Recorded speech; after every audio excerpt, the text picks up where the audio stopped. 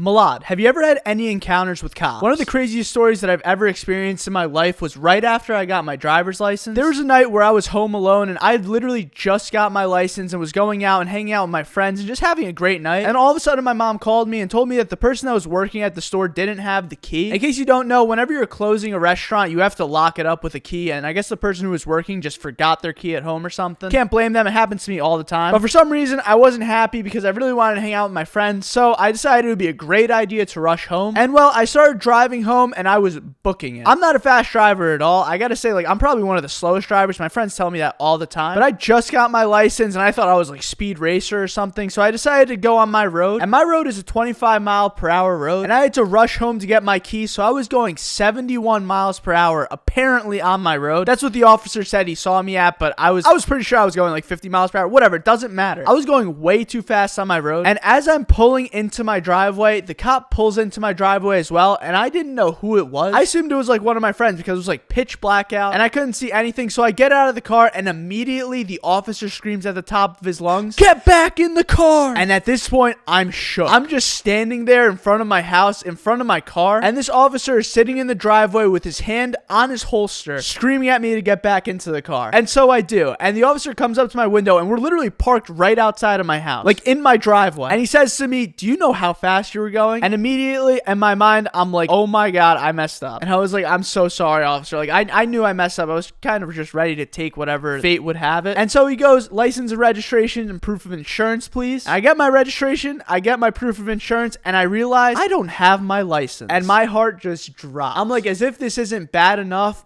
my license is literally not here. And so I tell the officer, I'm like, "Sir, I'm so sorry. My license is literally inside." And I'm like freaking out at this point because I'm like, I'm worried I'm gonna go to jail or something. Like, I'd never gotten pulled over at that point and I did something extremely stupid. And so the officer like takes one good look at me and he just sighs and he's like, "Do you have your phone?" And I go, "Yeah, I have my phone." What a weird question. And he goes, "Take out your phone." I'm like, "Okay." And so I take out my phone and he says, "Call your mom." And at this point, I'm like, oh my God, just take me to jail. Like, oh no. But I'm like, okay, yeah, I gotta do this, or else he's probably literally going to take me to jail. And so I get my mom on the phone and I'm like shaking as I'm speaking to my mom. And he goes, "Here, give me your phone." And he basically says, "This is Officer so-and-so from so-and-so. And I caught your son doing 71 miles per hour on your road in a 25-mile-per-hour zone." But in this moment, I felt awful. And so the officer gives me the phone back and he's like, "Talk to your mom." And so I talked to her and my mom was like, "I'm going to kick your butt when I get home." And in my mind, I'm just like, wow, I have messed up so catastrophic. But the officer goes to me, "Son, you are so lucky," because he had just gotten off of his shift and he told me that he was ready to write me a ticket with the books on it, but he let me go. And in that moment, I'm like, wow, how is this even possible? But wait, it gets